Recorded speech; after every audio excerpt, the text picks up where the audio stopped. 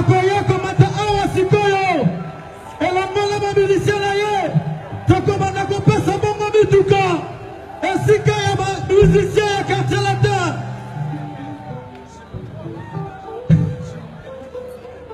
Bien avant que Kofi Amata tozobenga Sidi le cœur, Sidi le cœur, la plus belle voix de notre pays, la plus belle voix que connaît l'Afrique dans ces décennies.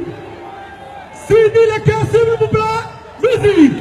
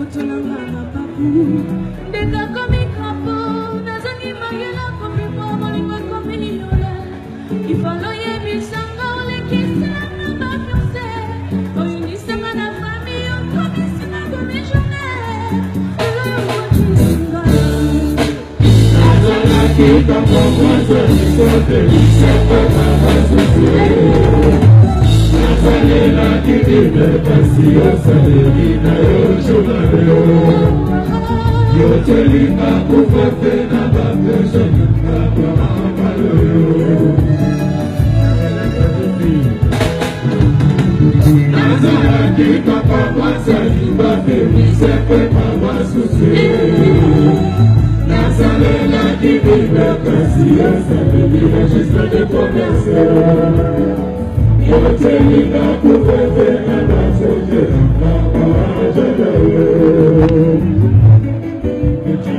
Expedition.